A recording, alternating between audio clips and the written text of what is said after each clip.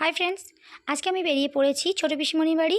ওখান থেকে বর্গভীমা মন্দির যাব, তারই একটা ভ্লগ নিয়ে তোমাদের কাছে চলে এলাম। এই দেখো, চলে এসেছি উলুবেড়িয়া স্টেশন। উলুবেড়িয়া স্টেশন থেকে মেচেদা স্টেশন, ওখান থেকে ছোটো পিসিমণির বাড়ি। আজকে ওখানে থেকে নেক্সট দিন বর্গভীমা মন্দিরে যাব। আর এদিকে দেখো, আমার ছেলে তো স্টেশনে এসে সবার সঙ্গে বেশ জমিয়ে বসেছে। আর এই মন্দিরটা সম্পর্কে নিশ্চয়ই সবাই কম বেশি জানো। মন্দিরটিতে যাওয়ার জন্য হাওড়া স্টেশন থেকে তমলুক স্টেশন পর্যন্ত ট্রেনে, তারপর টোটো বা অটো যে কোনো কিছুতেই যাওয়া যায়। তো আমরা পৌঁছে গেছি বর্গভীমা মন্দির। এই দেখো, এটা হলো মন্দিরের ফ্রন্ট। এখানে পুজোর সামগ্রী কেনার জন্য অনেক দোকান রয়েছে, তার মধ্যেই পাশেই একটা দোকানে আমরা ঢুকে পড়েছি। আর এই দোকানে কিন্তু 50 টাকার, 100 টাকার, 200 টাকার অনেক ধরনের পুজোর ডালি রয়েছে। কিন্তু যেহেতু আমাদের মানসিক পুজো ছিল, তাই শাড়িটা বাইরে থেকে কিনে এনে ফুলের মালা, প্যাঁড়া এবং ধূপ বিভিন্ন সামগ্রী দিয়ে 250 টাকার একটা পুজোর ডালি তৈরি করে নিয়েছি। এবার এখান থেকে ধীরে ধীরে সিঁড়ি দিয়ে ওপরে মন্দিরে প্রবেশ করছি। আর এখানে কিন্তু শনি মঙ্গলবার অনেক বেশি ভিড় হয়, এমনি দিনেও অনেক ভিড় হয়। আর এখানে কথিত আছে এই মন্দিরটাতে নাকি সতীর বাম পায়ের গোড়ালি পড়েছিল। আর সতীর 51 পীঠের একটি পীঠ এটা। শোনা যায় এই মন্দির কিন্তু অনেক বেশি জাগ্রত। তো আমরা ধীরে ধীরে মন্দিরে প্রবেশ করে গেছি। এই দেখো, মন্দিরের সম্মুখভাগেই রয়েছে বলি দেওয়ার একটা জায়গা। এখান থেকে কিছুটা এগিয়ে গিয়েই নামগোত্র লিখিয়ে নিয়ে পুজোর ডালির মধ্যে দিয়ে দিলাম। তারপর এখানে পুষ্পাঞ্জলি দেওয়ার লাইনে পুষ্পাঞ্জলি দেওয়ার জন্য দাঁড়িয়ে গেলাম। এখানে পুষ্পাঞ্জলি দেওয়ার পর দাঁড়িয়ে গেলাম পুজো দেওয়ার লাইনে। আমরা কিন্তু সকাল সকাল এসেছি, তাই খুব বেশি লাইন নেই। যত বেলা বাড়বে ততই কিন্তু লাইনটাও বাড়তে থাকবে। যাই হোক, আমরা ধীরে ধীরে মন্দিরের মধ্যে প্রবেশ করছি। এই দেখো, একদম ভেতরে আমরা প্রবেশ করে গেছি। এই দেখো, ডালিটা কিন্তু ধরিয়ে দিচ্ছি ব্রাহ্মণকে। তো উনি নিয়ে নিয়েছেন এবং শাড়িটা আমাদের মায়ের পায়ের তলায় দিয়ে দিয়েছেন এবং পুজোটাও করছেন। আমি সেই ফাঁকে একটু ঠাকুরটাকে ভালো করে দেখিয়ে দেওয়ার চেষ্টা করছি। এই দেখো, মায়ের মূর্তি এটা। তো এখানে পুজো কমপ্লিট হয়ে গেছে। এবার একটু বাইরে বেরিয়ে এসে ডান দিকে চরণামৃত নিয়ে নিচ্ছি। এখানে কিন্তু প্রণামী দিয়ে তবেই চরণামৃত নিতে হচ্ছে। ওখান থেকে বাইরে বেরিয়ে এলাম এবং পুরো মন্দিরটাকে একটু সাইড থেকে ভালো করে দেখানোর চেষ্টা করলাম।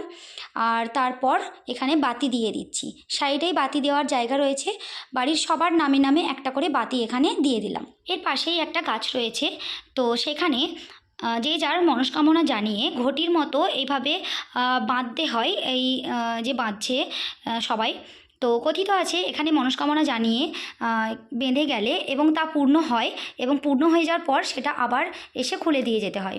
আর এখানে দাঁড়িয়েই কয়েকটি ফটো আমরা তুলে নিলাম। তারপর আমরা এই চারিদিকের মন্দিরের পরিবেশটা, অর্থাৎ চারিদিকে মন্দিরটা একটু ঘুরিয়ে তোমাদেরকে দেখিয়ে দেওয়ার চেষ্টা করছি। মন্দিরের গায়ে কিন্তু অসংখ্য মাটির টেরাকোটার চিত্র বানানো রয়েছে। মন্দিরের আশেপাশেও যে বসার জায়গাগুলো রয়েছে, সেখানেও কিন্তু এইভাবে দেওয়ালেতে মায়ের বিভিন্ন অবতারের চিত্র বানানো রয়েছে। আর এখানকার আকর্ষণীয় আরেকটা জিনিস, সেটা হলো এখানকার গাছগুলোকে কিন্তু এক একটা গাছ ঘিরে এক একটা মন্দিরের মতো তৈরি করা হয়েছে। আর এই দেখো, এই পাশেই বসার অনেক বেশি জায়গা রয়েছে। অনেকেই এখানে বসে রেস্ট নিচ্ছে। আমরাও কিছুক্ষণ এখানে রেস্ট নিয়েছি এবং তারপর ছেলেকে আমি তুলে নিয়েছি কোলে। এরপর যাব পুকুরটা দেখতে। পাশেই রয়েছে পুকুরটা। আর এই পুকুরটার কিন্তু অনেক বেশি নাম রয়েছে। আর সেটা হলো, এই পুকুরে নাকি মরা শোল মাছ ছেড়ে দিলে সেটা জীবিত হয়ে ওঠে। আর এই মন্দিরের এটা কিন্তু একটা বিশেষত্ব দিক। যাই হোক, এবার কিন্তু এখান থেকে আমরা উঠে চলে যাচ্ছি যেখানে বিয়ে হয় সেখানে।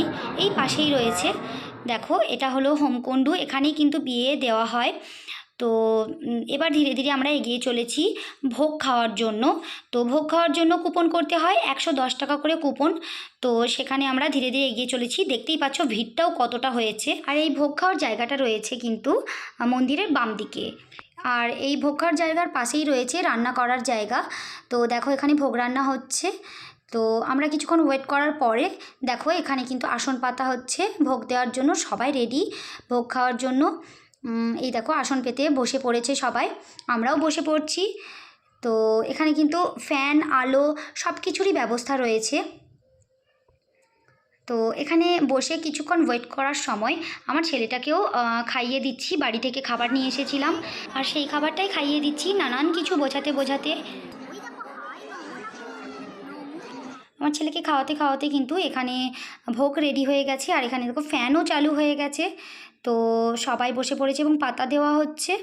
আর এখানকার জায়গাটা এতটাই বড় যেখানে 100-150 জন তো অনায়াসেই বসে খেয়ে নেবে। এই দেখো ভোগগুলো কিন্তু নিয়ে চলে এসেছে।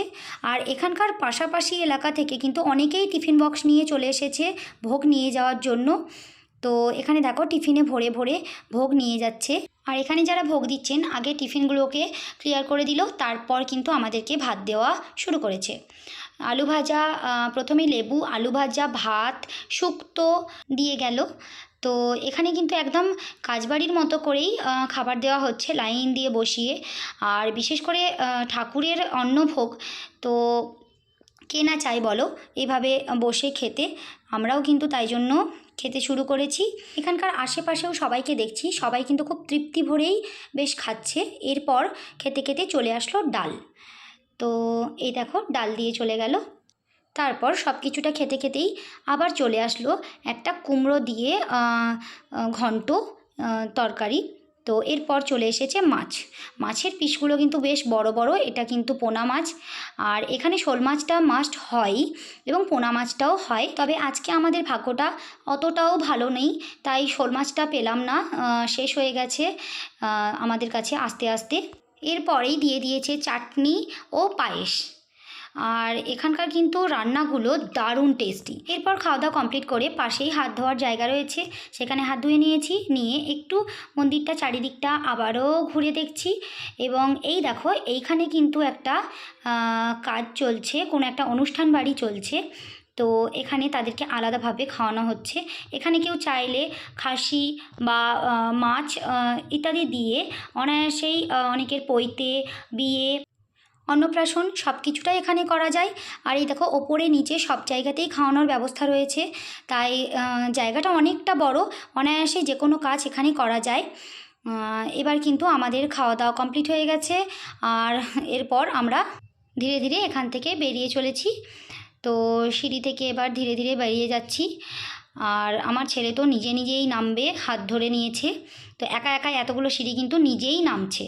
তো যাই হোক বন্ধুরা, আমার এই ব্লগটা কেমন লাগলো অবশ্যই কমেন্ট করে জানিও। ভালো লাগলে প্লিজ একটা লাইক করো, বন্ধু ও পরিবারের সবার সঙ্গে শেয়ার করে দাও। আর যারা আমার চ্যানেলে নতুন তারা অবশ্যই আমার চ্যানেলটিকে সাবস্ক্রাইব করে নাও। যারা পুরনো তাদের সবাইকে অসংখ্য ধন্যবাদ জানিয়ে আমার ভিডিওটা এখানেই শেষ করছি।